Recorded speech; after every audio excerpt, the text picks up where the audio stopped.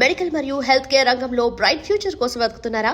అయితే అరోరా అందిస్తున్న best paramedical and allied health sciences courses లో జాయిన్ అవ్వండి.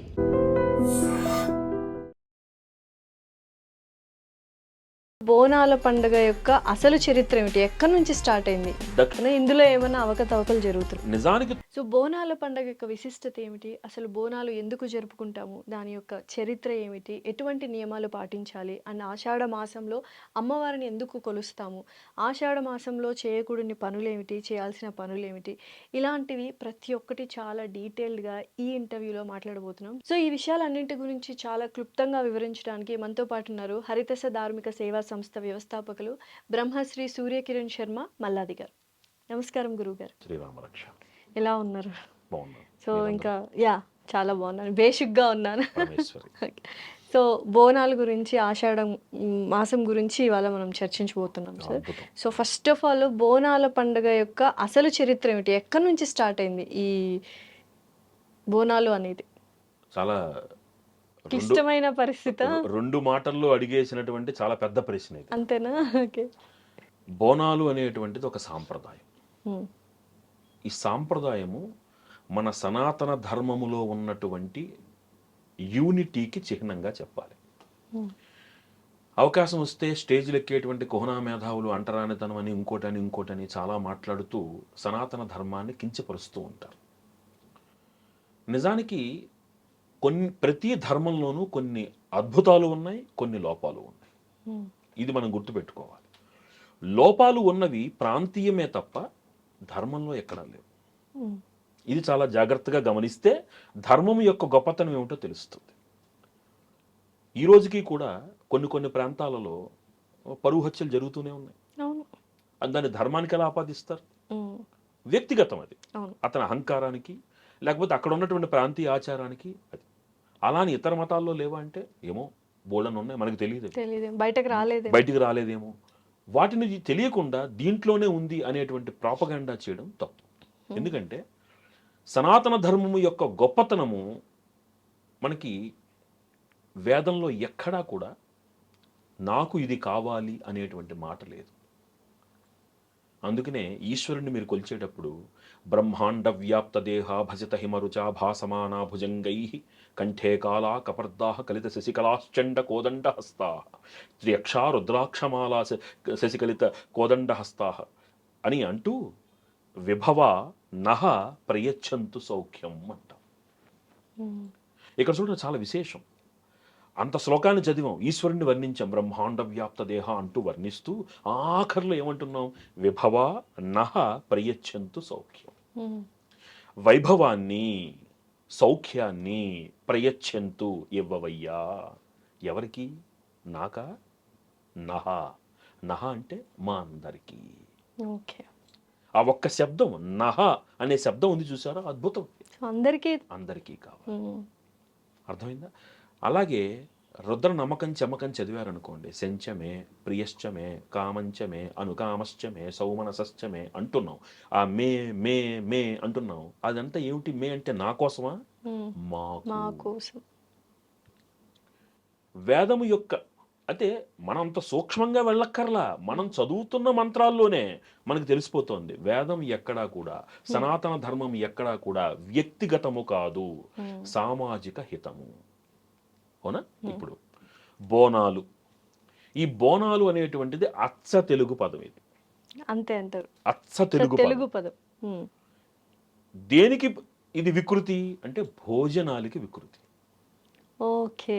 భోజనముకి వికృతి బోనము. ప్రకృతి భోజనము, వికృతి బోనము. అర్థమైందా? ఈ బోనం ఎవరికి? అమ్మవారికా? అమ్మవారు వచ్చి తింటుందా?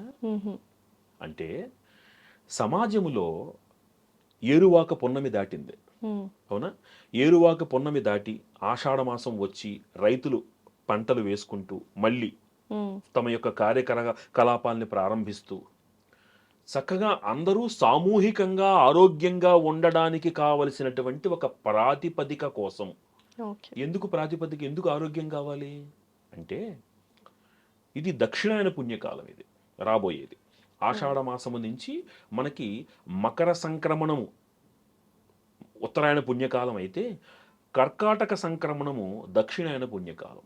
ఓకే. దక్షిణాయన పుణ్యకాలంలో వర్షాలు, వాతావరణం శీతలంగా ఉండడం, చలి ఇవన్నీ పెరగడం వలన శరీరము రోగగ్రస్తమవుతుంది. ఓకే. ఈ ఈ సమయాన్ని యమదంష్ట్రకాలము అంటాం. రోగాలు శరీరాన్ని ఆవహిస్తాయి. రైనీ సీజన్ రైనీ కాబట్టి సీజన్ ఇన్ఫెక్షన్స్ అన్నీ ఇన్ఫెక్షన్స్ ఎక్కువగా ఉంటాయి. కామన్ కదా. దీన్ని మన దార్శనికులు ఏం చేశారు, ఈ సమయంలో అందరూ కూడా ఆరోగ్యకరమైనటువంటి ఆహ్లాదకరమైన వాతావరణం ఉంటూ ఆరోగ్యకరంగా కూడా ఉండాలి అని ఒక నియమాన్ని పెట్టుకున్నారు. ఓకే. ఆ నియమాన్ని అనుసరించి అమ్మవారు ప్రతిదీ దైవంతో అనుసంధానం చెయ్యడమే సనాతన ధర్మం గొప్పతనం. ఇది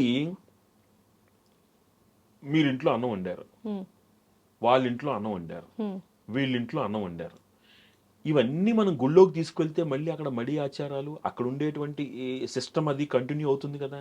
అందుకని ఏం చేశారు, irrespective of caste and creed అందరూ కూడా చక్కగా ఇళ్లల్లో అమ్మవారికి అన్నం వండుకుని చక్కగా మీరందరూ వచ్చి మన గ్రామాన్ని రక్షించేటువంటి గ్రామ దేవతకి నివేదన పెట్టడం అనే సాంప్రదాయాన్ని మనకు అందించారు. ఈనాటి కాలంలో మతాలు మారి ఫ్యాషన్ల పేరుతో, అనుకరణ పేరుతో మన మూలాల్ని మర్చిపోతున్నాం. కానీ ఒకనాటి కాలంలో ఎంత గొప్పవాళ్ళైనా సరే, ఆ ఊరికి ఒక మహా పండితులు వచ్చినా సరే ముందు గ్రామ దేవతకు నమస్కారం చేసుకుని వచ్చేవాళ్ళు. ఈనాటి మనం చదువుతున్నటువంటి మెకాలే విద్యా విధానంలో అసలు సూక్ష్మాన్ని దాచేసి మనలో స్పర్ధని పెంచారు. కానీ ఒకనాటి కాలంలో సమాజము ఎప్పుడూ సౌభ్రాతృత్వంతోనే ఉన్నది. అందరూ కలిసిమెలిసే ఉండేవారు. ప్రాంతీయ దురాచారాలు లేవా అంటే ప్రాంతీయ దురాచారాలు ధర్మానికి సంబంధించినవి కావు, అవి వ్యక్తులకు సంబంధించినటువంటివి. కరెక్ట్. అది ఇలా చెయ్యండి అని ఒకరైనా చెప్పిందా? అలా చెయ్యండి అని చెప్పుండుంటే అన్ని చోట్ల జరగాలి కాదు. ఎందుకు జరగాల? కొన్ని చోట్ల ఎందుకు జరిగింది? ప్రాంతీయతను ధర్మానికి ఆపాదించకూడదు. ఒకనాటి కాలంలో ఇలా ఈ బోనాలు అనే ప్రక్రియ ద్వారా గ్రామ దేవతని మనం సంతుష్టిపరుస్తూ, మీరు గమనిస్తే ఈనాటికి కూడా ప్రతి బ్రాహ్మణ కుటుంబము నియమంగా ఉగాది రోజున, సంక్రాంతి రోజున, ఇలాంటి పర్వదినాలలో ముందు గ్రామదేవతకు నివేదన పెట్టడము అనేటువంటిది ఈనాటికి నడుస్తుంది. ఈనాటికి ఊర్లలో జరుగుతున్నాయి ఇప్పటికీ. మిగతా వాళ్ళు ఏం చేస్తారు, వాళ్ళు అన్నం వండి చక్కగా అమ్మవారికి నివేదన పెట్టి అక్కడ పెడతారు. వీళ్ళు అమ్మవారికి నివేదనగా తీసుకుని ఆ ఊళ్ళో ఉన్నటువంటి ఆ గ్రామదేవత పురోహితులు ఉంటారు, వాళ్ళకి అందిస్తారు. వీళ్ళు వాళ్ళకి వస్త్రాలు పెట్టి వాళ్ళకి నివేదన అందించి పంపిస్తారు. ఎక్కడుంది మనలో అంటరాంతరం చెప్పండి? ఎక్కడుంది అంటరానితనం? ఇలాంటి అపోహలతోటి మన వ్యవస్థని మనం దూరం చేసుకోకూడదు. ఒక గ్రాటిట్యూడ్ మనం అబ్సల్యూట్లీ. అందుకనే ఇప్పుడు మనకి నడిచే దైవంగా భాసిల్లినటువంటి పరమాచార్య స్వామి వారు కంచికామకోటి పీఠానికి 68వ పీఠాధిపతి చంద్రశేఖరేంద్ర సరస్వతి మహాస్వామి వారు కూడా గ్రామదేవత విషయంలో చాలా స్పష్టంగా చెప్పారు. గ్రామదేవత పూజ జరగవలసినదే. అది ఉత్కృష్టమైనటువంటి ఒక మహత్తరమైన శక్తి ఆ గ్రామాన్ని అంతటినీ రక్షిస్తుంది. అలా ఈ బోనాలు అనేటువంటి ప్రక్రియ ఇదేదో ప్లేగు వ్యాధి 18వ శతాబ్దంలో వచ్చింది, ఇంకోటేదో వచ్చింది. నేను అదే అడగబోతున్నాను. ప్లేగు వచ్చినందువల్ల మనకి బోనాలు అనేది స్టార్ట్ అయ్యాయి. చాలా పొరపాటు. కాకతీయ సామ్రాజ్యంలో రుద్రమదేవి బోనాలు ఎత్తినట్టుగా చరిత్ర చెప్తోంది. ఎక్కడ 13వ శతాబ్దం, ఎక్కడ 1800. కాబట్టి ఇది మనకి ప్రమాణవాక్యంగా మనకి కొన్ని ఆగమ గ్రంథాలలో కూడా ఉన్నాయి దీని గురించి. అంటే ఆగమ గ్రంథాలు విశదీకరించకపోవచ్చు, కానీ గ్రామదేవత ఆరాధన అనేది మనకి చెప్పబడి ఉన్నది. అందుకనే ఆ గ్రామ దేవతలను కూడా ఎవరు పరిపాలించాలి, ఎవరు పూజించాలి అంటే ఆ గ్రామస్తుల, గ్రామ అధికారి. వాళ్ళు కొంతమంది కొన్ని కులాలు ఉన్నాయి దానికి ప్రత్యేకంగా. నేను బ్రాహ్మణ్ణి, నేను వేదం చదువుకున్నాను, నేను వెళ్ళిపోకూడదు అక్కడికి. వాళ్ళది హక్కు అది. అందుకనే వాళ్ళ గ్రామాన్ని అమ్మవారు, ఆ గ్రామదేవత కాపాడితేనే కదా ఊళ్ళో ఉన్నటువంటి ఆ దేవుడైనా ఊళ్ళో ఉన్న పురోహితుడైనా రక్షింపబడేది. అవునా? అందుకని గ్రామదేవతకి చాలా ప్రాముఖ్యతనివ్వబడింది. అందుకనే ఈ నివేదనలు ఆ గ్రామ దేవతను ఆరాధించే పురోహితుడికి ఇచ్చి వస్త్రాలు పెట్టడం ఈనాటికి జరుగుతున్న సంప్రదాయం. అయితే ఒకప్పుడు బోనాలు ఎలా జరిగేవి, ఇప్పుడు ఎలా జరుగుతున్నాయి? ఇందులో ఏమైనా అవకతవకలు జరుగుతున్నాయి? అవకతవకలు అనేటువంటి మాట మనం వాడితే మళ్ళీ ఇప్పుడు అనవసరంగా స్పర్ధలు వచ్చేస్తాయి. అవకతవకలు అనను గాని మార్పులు వచ్చాయి. మార్పులు అంటే కాలానుగుణంగా మార్పులు అనుకోండి, భయం వల్ల కలుగుతున్న మార్పులు అనుకోండి. ఇప్పుడు నిజానికి 90% మంది దేవుడి దగ్గరికి వెళుతున్న వారు భక్తితో కంటే కూడా భయంతో వెళుతున్నారు. ఇది ముమ్మాటికి అక్షర సత్యం. ఈ భయంతో ఎప్పుడైతే వెళ్ళారో, ఇప్పుడు పక్కవాడు ఏదో చేస్తూ ఉంటాడు, వాడి నమ్మకాన్ని అనుసరించి దాని వెనకాల చూసిన వాడు దానికి తగిన పరిజ్ఞానం లేక అదే నిజం అనుకుని అదే ఆచరిస్తున్నాడు. ఇలాంటివి ఎక్కువైపోతున్నాయి. నిజానికి గ్రామ దేవత ఆరాధన అనేటువంటిది బోనాల రూపంలో సామూహికంగా అందరూ కలిసిమెలిసి చేసుకుని ఒక ఆరోగ్యకరమైనటువంటి ఆహారం నిమిత్తం. అందుకే చూడండి, ఆషాఢ మాసము అమ్మవారికి శాకంభరి ఉత్సవాలు చేస్తారు. అవును. ఆ శాకంభరి ఉత్సవాల్లో ఆంతర్యం ఏమిటి? మనకి ప్రకృతిలో పండినటువంటి పంటనే కదా అమ్మవారికి ఇచ్చేది. అవును. అలాంటి శాకాల్ని భుజించండి. ఉమ్.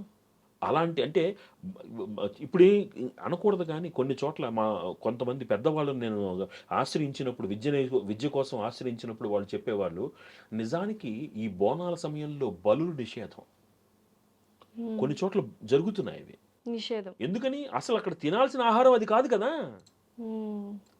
ఇప్పుడు చక్కగా స్పష్టంగా చెప్తున్నారు. మీకు కొన్ని ప్రాంతాల్లో ఏం ఫస్ట్ చేస్తారు, అదే బోనాలు ఎత్తేటప్పుడు ఆ బోనంలో ఏమేమి ఉండాలి అనేది చాలా ప్రాముఖ్యం. ఎందుకంటే అది తెలియదు చాలా మందికి. ఆ బోనం మీరు ఎత్తుతున్నప్పుడు దాంట్లో ఉండేటువంటి ఇంగ్రీడియంట్స్ ఆ బోనాల పండగ యొక్క ప్రాముఖ్యతను తెలియజేస్తున్నాయి. ఈ బోనాలు మనకి కేవలం తెలంగాణ ప్రాంతంలోనే కాదండి, అన్ని ప్రాంతాల్లో ఇంక్లూడింగ్ నార్త్ ఇండియాలో కూడా ఉంది. వాళ్ళు రూపాంతరం వేరే వేరే రూపాల్లో చేస్తారు, అంతే తేడా. ఇప్పుడు మీరు తెలంగాణ ప్రాంతంలో ఏం చేస్తారంటే దీంట్లో 2 పద్ధతులు కనబడుతున్నాయి. కొంతమంది ఆంధ్ర ఆ ఇన్ఫ్లుయెన్స్ ఉన్నటువంటి వాళ్ళందరూ పెరుగన్నం, ఉల్లిపాయ, వేపాకులు ఇలాంటివి. కొంతమంది ఇక్కడ ఏం చేస్తారు, చక్కెర, పాలు, బెల్లం ఇలాంటివి. రెండిట్లో చూడండి ఎంత ఆరోగ్యం ఉంది, ఎంత ఆరోగ్యం ఉంది చెప్పండి. ఇది అర్థం చేసుకోకుండా విపరీతాలకు వెళ్ళిపోవడం, విపరీతమైనటువంటి చాదస్తానికి, విపరీత వాటికి అలా కాదు. ఇది చాలా చాలా సైంటిఫిక్ పండగ. ఇది బోనాల పండగ అనేది it's more scientific festival. So next rainy season రాబోతుంది, పంటలు స్టార్ట్ అవబోతున్నాయి, జ్వరాలు వచ్చే అవకాశాలు ఉన్నాయి. నిజంగా మీరు తినకూడని ఆహారం తిన్నారు, ఇంటి యజమాని పంటలు చూసుకోవాలి, పంటలు పండించుకోవాలి. మీరు రోగగ్రస్తులైతే మీరు పంట ఎవరు చూస్తారు? నష్టమేగా. అందుకని చూడండి, వినాయక చవితిలో ఉండ్రాళ్ళ ప్రాముఖ్యత ఏంటి? అదే కదా, ఉడికిపెట్టినటువంటి వస్తువే కదా. శ్రావణ మాసంలో ఉడకబెట్టిన శనగల రాలుగు ప్రాముఖ్యత ఏంటి? ఇంత నిశితంగా సైన్స్ ని మనకు అందించినటువంటిది మన పూర్వీకుల యొక్క దార్శనికత. సో ప్రతి ఒక్కటి ఒక సైంటిఫిక్ రీజన్ తో, ఆరోగ్యంతో ముడిపడి ఉంటది.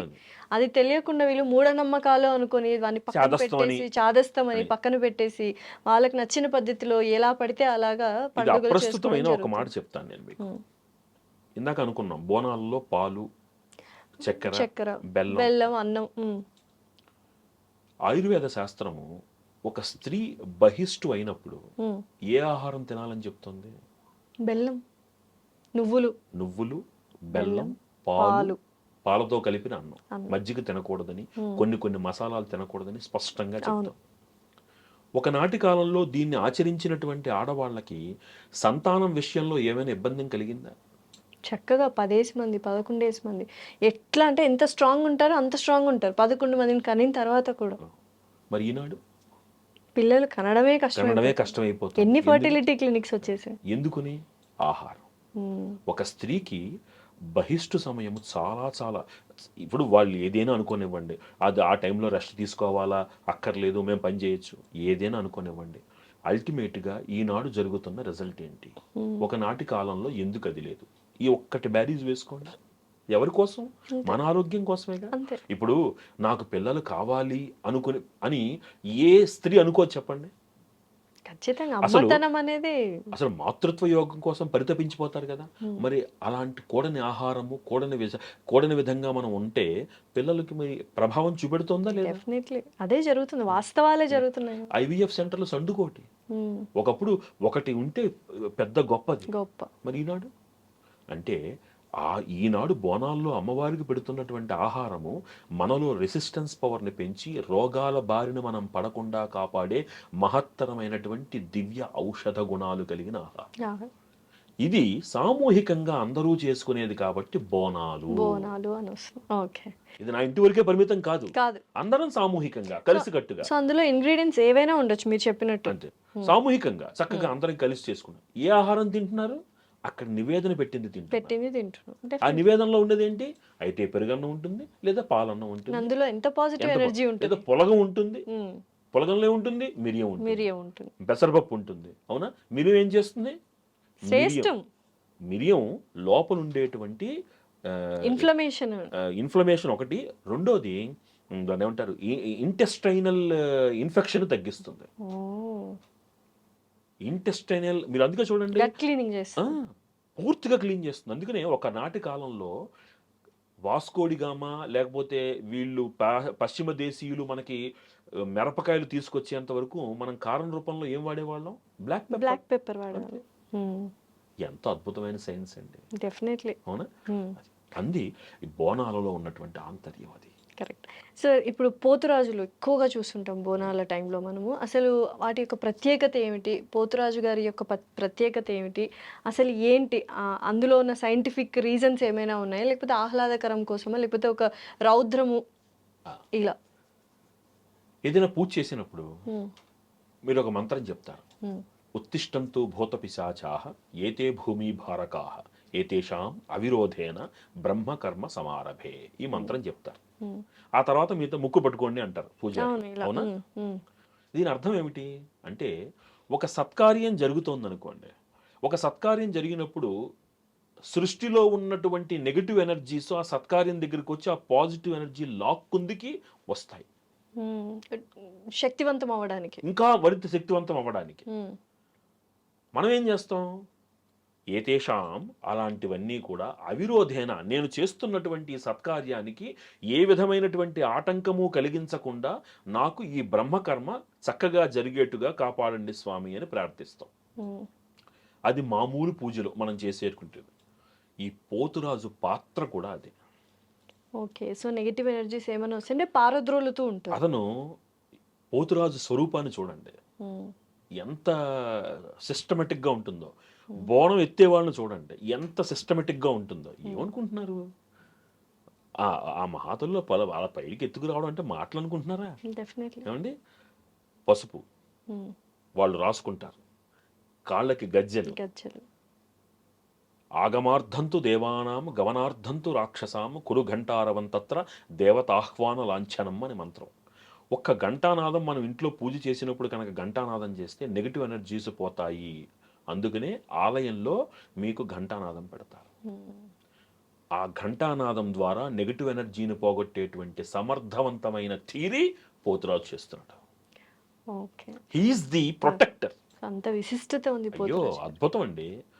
అంటే ఇప్పుడంటే దానికి వాళ్ళు రకరకాల రూపాలు చేసేసి ఏవో చేస్తున్నారు, అది కాదు. యాక్చువల్గా అక్కడ ఏంటంటే పోతురాజు ఆ గ్రామ దేవతా స్వరూపంలో ఉన్నటువంటి అమ్మవారికి సోదరుడు అని ఒక నమ్మకం. సో ఆ గెటప్ ఇప్పుడు ఏదైతే వేస్తున్నారో అదంతా కూడా కరెక్టే. అదంతా కరెక్టే. వాళ్ళు చక్కగా పసుపు రాసుకుంటారు, ఇచ్చేస్తారు, ఆ కొరడా తోటి వాళ్ళు శబ్దాలు చేస్తారు, కాళ్ళకి గజ్జలు కడతారు. ఇవంతా నెగిటివ్ ఎనర్జీ పోయి వెనకాలుస్తున్నటువంటి స్త్రీమూర్తులు వాళ్ళకి ప్రొటెక్టర్గా ఉండేటువంటి వ్యక్తి పోతురాజు.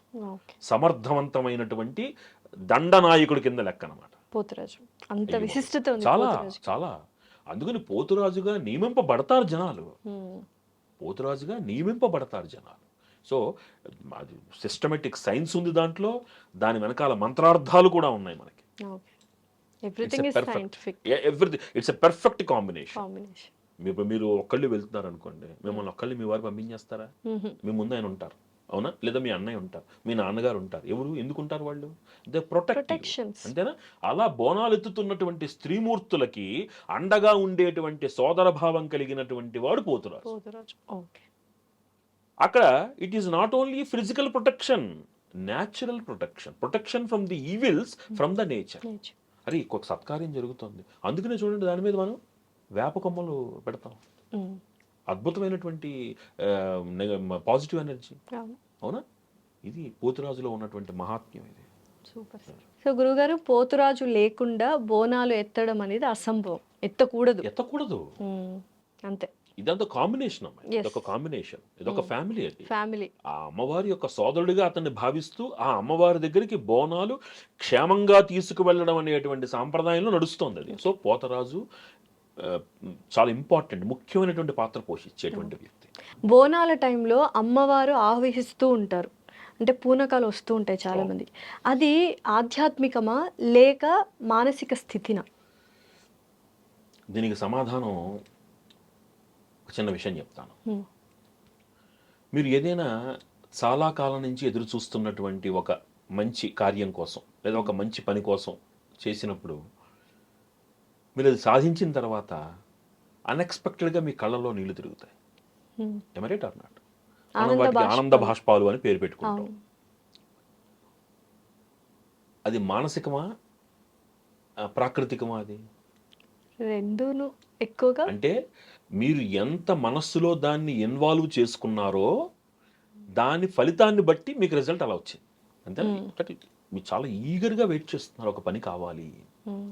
ఈ పని అయితే బాగుంటుంది. ఆ పని అవ్వగానే ఒక్కసారి ఆనందంగా కన్నీళ్ళు వచ్చేస్తాయి. అంతే. లేదు, ఒక్కోసారి తిరుమల తిరుపతి దేవస్థానం, విజయవాడ దుర్గాదేవి, ఇంకొకటో అమ్మవారి దగ్గరికి వెళ్ళగానే ఒక్కసారి చూడగానే కన్నీళ్ళు వచ్చేస్తాయి. ఆ! ఎందుకు డెఫినెట్‌లీ. వస్తాయంటే మనస్సులో అమ్మవారిని అంతలాగా మీరు స్వీకరించిన తర్వాత ఒక్కసారి ఆ దర్శనం అవ్వగానే అలౌకికమైనటువంటి ఆనందం కలుగుతుంది. నిజమే. Every expression has a meaning. Hmm. Every expression has a has meaning. A deep meaning. 100%.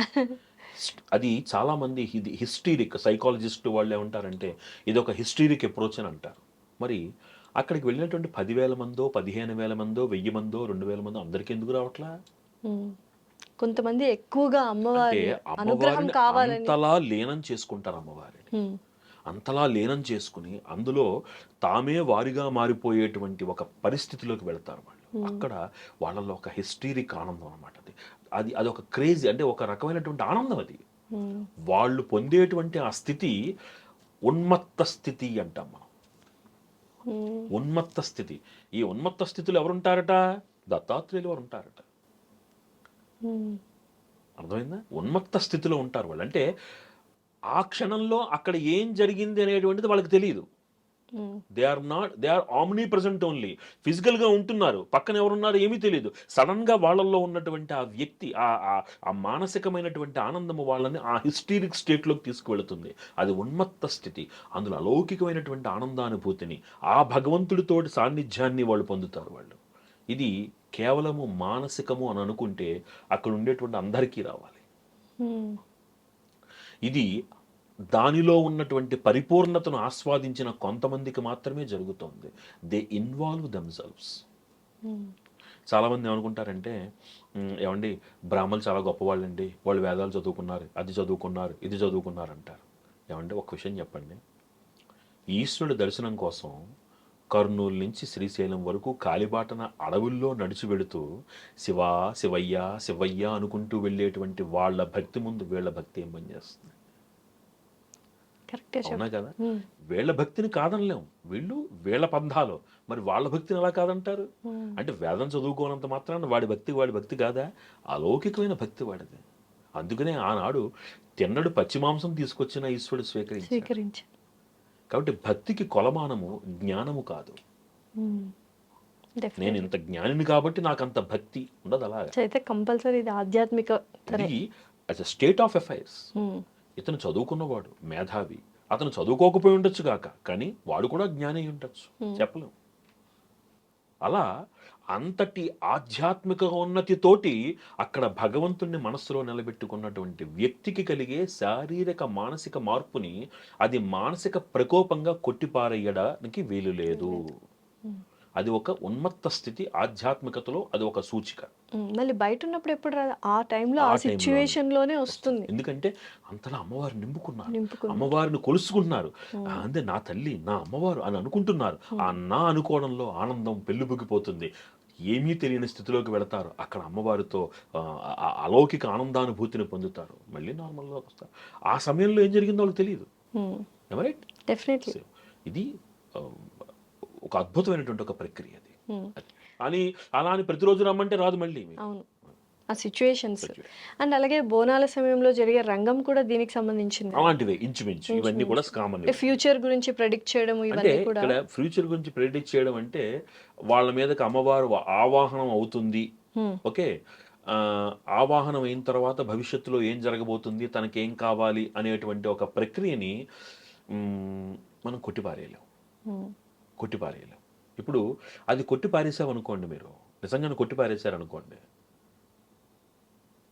ఈ అన్ని మతాలలో ఉన్నటువంటి విశ్వాసము ఒక్కసారి కొట్టుకుపోతుంది. నిజమే. మీరు ఒక సాయిబు దగ్గరికి వెళ్తారు, తాయెత్తు కట్టించుకుంది తాయెత్తు కొంతమంది, కట్టించు. దృష్టి దోషం అండి అని. కొంతమంది క్రిస్టియన్స్ దగ్గరికి వెళ్ళి చేస్తారు. హోలీ వాటర్ ఇస్తారు, అంటారు. స్పిరిట్స్ ఉంటాయి కాబట్టి అవునండి. అన్నట్టుగా. మన హిందూ వచ్చేసరికి ఏదైనా గుడికి వెళ్ళి తావీజు కట్టించుకుంటాడు. ఇవన్నీ నిజమైనప్పుడు అది నిజం. డెఫినెట్లీ. అంతే, దట్స్ ఆల్. ఇది మతాలకు అతీతం.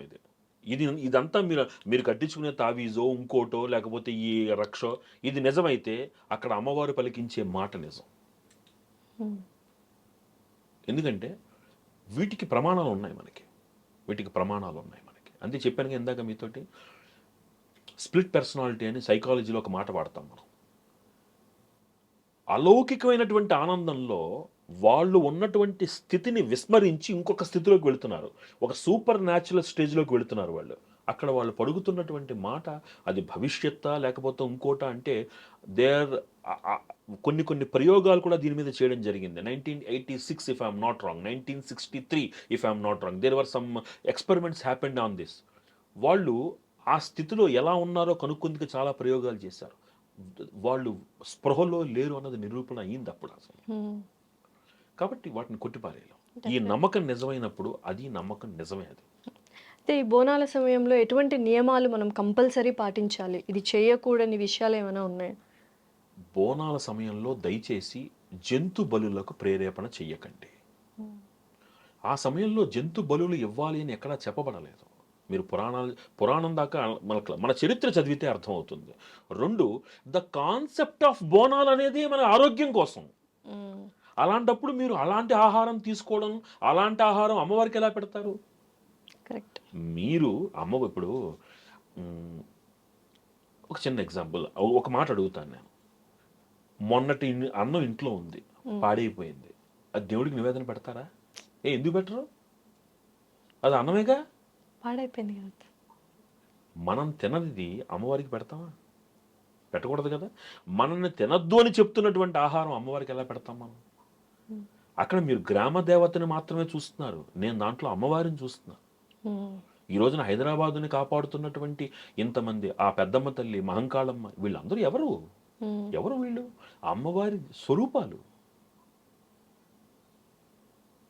నాకు నా తల్లి దైవంతో సమానం, మీకు మీ తల్లి దైవంతో సమానం. రూపాలు వేరు, తత్వం ఒకటే. మీరు అది గమనిస్తే కూడని పనులు చేయకండి, చాదస్తంగా మార్చకండి, మూఢ నమ్మకాలకు వెళ్ళకండి. కరెక్ట్. అర్థమైందా? దాన్ని మన పెద్దవాళ్ళు, మీ పూర్వీకులు ఎలా చేశారో అలా చేయండి. వాళ్ళు ఎటువంటి చేదస్థానికి వెళ్ళలేదు, ఎటువంటి బలులు కూడా ఇవ్వలేదు. అలాంటి తప్పది. మనం తినని ఆహారం అమ్మవారికి ఎలా పెడతాం? మనల్ని తినద్దు అని శాస్త్రం చెప్తోంది. ఎందుకని? ఈ సమయంలో మీరు ఎంత ఆరోగ్యంగా ఉంటే, మీ జీవన శైలి ఎంత ఆరోగ్యకరంగా ఉంటే మనం అంత ఆరోగ్యంగా ఉంటాం. దక్షిణాయన పుణ్యపథం అంతా ఇలాగే ఉంటుంది.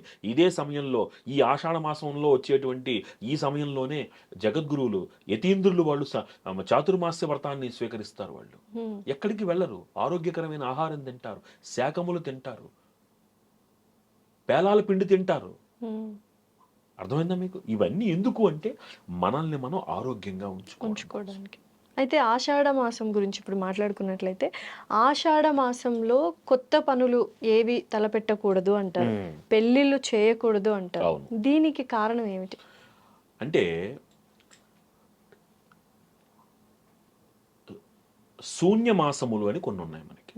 భాద్రపద మాసం, ఆషాఢ మాసం, పుష్యమాసం, ఇలాంటి సంక్రమణల సమయం, కొన్ని సంక్రమణలు ఏవైతే ఉన్నాయో, ఈ ఆషాఢ మాసంలో వచ్చేటువంటి సంక్రమణం ఏదైతే ఉందో అది మనకి కర్కాటక సంక్రమణం అవుతుంది. ఆ సూర్యుడు ఆ రాశిలో ప్రవేశించేటప్పుడు ఉండేటువంటి సూర్య బలము భూమి మీద పడేటువంటి కొన్ని వ్యతిరేక పవనాల వలన మనం ఆ సమయంలో కొన్ని శుభకార్యములు చెయ్యరాదు అని కొంత శాస్త్రం మనకి.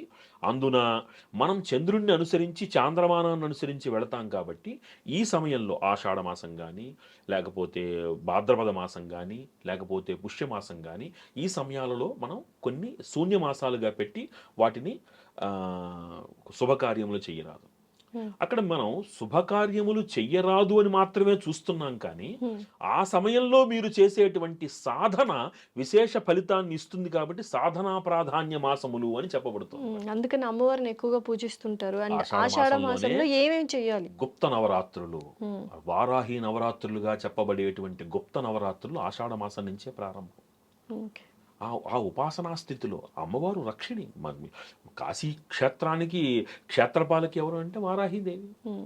అందుకని అలాంటి ఉత్కృష్టమైనటువంటి సాధనా రహస్యాలు, అక్కడ జరిగేటువంటి మకర సంక్రమణ అదే కర్కాటక సంక్రమణం ద్వారా లభించేటువంటి ప్రతికూల వాతావరణము, వీటిని దృష్టిలో పెట్టుకుని ఆషాఢ మాసాన్ని శుభకార్యములకు దూరంగా పెట్టారు. హ్మ్. ఇప్పుడు ఇప్పుడు ఒకసారి ఆలోచించండి. ఇవి కొంచెం సైంటిఫిక్గా కూడా ఆలోచిస్తే ఈ సమయంలో పెళ్ళిళ్ళు జరిగాయి అనుకోండి, ఈ సమయంలో శుభకార్యాలు జరిగాయి అనుకోండి, తర్వాత వచ్చే సంవత్సరానికి పిల్లలు పుట్టే సమయానికి వాతావరణం ఎంత ప్రతికూలంగా ఉంటుంది, ఈ లెక్కలు కొన్ని ఉన్నాయి. ఓకే. అప్పుడు కూడా, మళ్ళీ రైనీ సీజన్లో రైనీ సీజన్ ఇన్ఫెక్షన్స్ ఉంటాయి. అప్పుడు పుట్టకూడదు. ఇవన్నీ చాలా, అంటే ప్రతి దాని వెనకాల ఒక ఆలోచన ఉంది. డెఫినెట్లీ. అది సైన్స్ పనే, అది సైన్సా శాస్త్రమా కాసేపు పక్కన పెడదాం. They thought something which has a valid reason. Definitely. వాళ్ళ ఆలోచనకి ఒక కారణం ఉంది. ఆ కారణాన్ని మనకు అందించారు వాళ్ళు. అది. సో కాబట్టి ఆషాఢ మాసము ప్రాకృతికంగా జరిగేటువంటి కొన్ని మార్పుల వలన వాటిని శూన్యమాసాలుగా మనకు ప్రకటించారు. కాబట్టి శుభకార్యములు చెయ్యొద్దు అన్నప్పటికీ సాధనాపరమైనటువంటి రహస్యాల్ని మనకు అదే సమయంలో కూడా అందించారు. అదే శాకంబరి ఉత్సవం అమ్మవారికి, అదే గుప్త నవరాత్రులు. కొన్ని చోట్ల గుప్త నవరాత్రులు 9 రోజులు చేస్తారు, కొన్ని రోజులు 15 రోజులు చేస్తారు, కొన్ని రోజులు మాసం అంతా చేస్తారు. సో అయితే సామాన్యులు ఆషాఢ మాసంలో అమ్మవారిని ధ్యానించడం కానీ అమ్మవారిని చాలా పూజలు చక్కటి, చేయడం అనేది శ్రేష్టం. చాలా శ్రేష్టం. చాద్యమాసం కదా అని ఇంట్లో కూర్చోక్కర్లు, అలా కాదు. ఇప్పుడు ఎంత అమ్మవారిని ఎక్కువ కొలుస్తారో అంత అద్భుతమైన ఫలితాలు ఉంటాయి ఫ్యూచర్లో. మొత్తం అయితే గోరింటాకు పెట్టుకోవాలి అంటారు ఆషాఢ ఆషాఢ మాసం. మాసం. ఎందుకు? అంతే, మళ్ళీ చలవ చేస్తుంది అన్న. సెలవు చేస్తున్నారు. గోరింటాకులో ఉన్నటువంటి అద్భుతమైనటువంటి ఔషధ గుణాలు మీ గోళ్ళని పాడవనివ్వవు. ఓకే. ఇన్ఫెక్షన్స్, ఫంగస్ రాదు మీకు. ఇప్పుడు చిన్న ఎగ్జాంపుల్ చెప్తాను. కాలికి మెట్టెలు పెట్టుకున్నటువంటి స్త్రీ, ఓకే, కాళ్ళకి మెట్టెలు పెట్టుకోనటువంటి స్త్రీ, ఈ ఇద్దరిని జాగ్రత్తగా గమనించండి. ఎవరి కాళ్ళకి ఫంగస్ పడుతుంది? మెట్టెలు పెట్టుకొని స్త్రీ. Because silver ads health. ఇది అంతే. ఓకే. నీళ్ళల్లో పనిచేస్తారు, వర్షాకాలం ఇవి.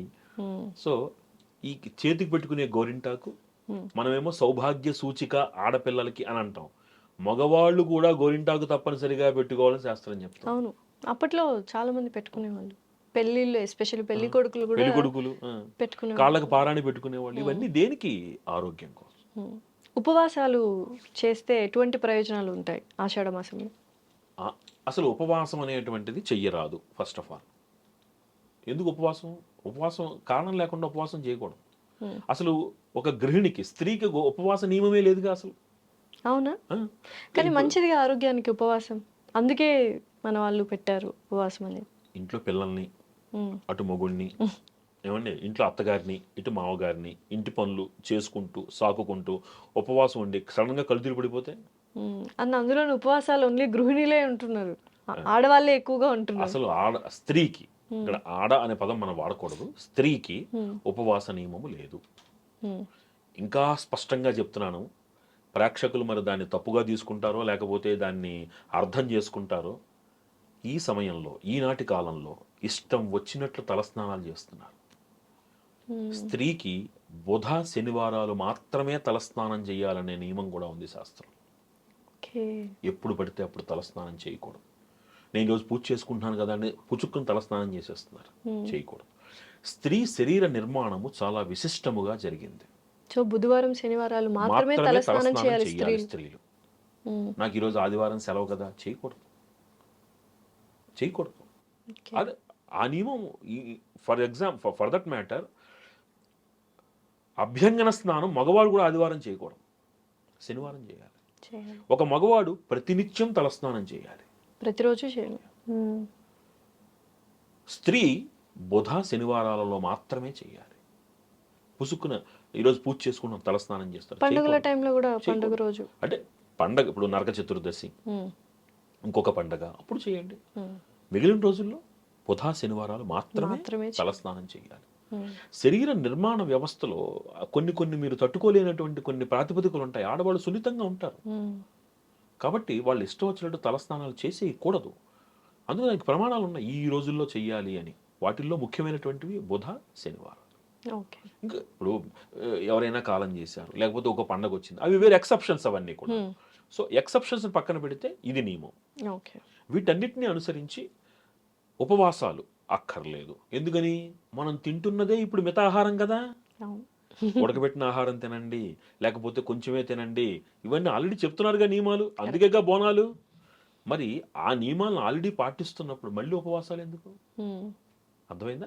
ఉపవాసాలు స్త్రీకి పనికిరావు. ఫస్ట్ పాయింట్, వాళ్ళ శరీరము దానికి సహకరించదు. ఒకవేళ ఉపవాసం ఉండాలి అని అనుకుంటే ఏకభుక్తంగా, అంటే మధ్యాహ్నం కాస్త పలహారం చేసి రాత్రికి పలహారం చేసేటట్టుగా పెట్టుకోవాలి తప్ప కటిక ఉపవాసము స్త్రీకి పనికిరాదు. ఉమ్. కటిక ఉపవాసము మగవాడికి కూడా పనికిరాదు, గృహస్థికి. సో చాలా మంది వెక్కిరిస్తూ ఉంటారు. ఉపవాసం అంటారు, పండ్లు తింటుంటారు, పాలు తాగుతుంటారని ఒక కైండ్ ఆఫ్ వెక్కిరింపు ఉంది. ఉమ్. ఎందుకు అలాగా? See, శరీరం కలుధర్మ సాధనం. ఉమ్, ఈ శరీరము ధర్మాన్ని ఆచరించడానికి ఉంది. ఉపవాసం చేయడం వల్ల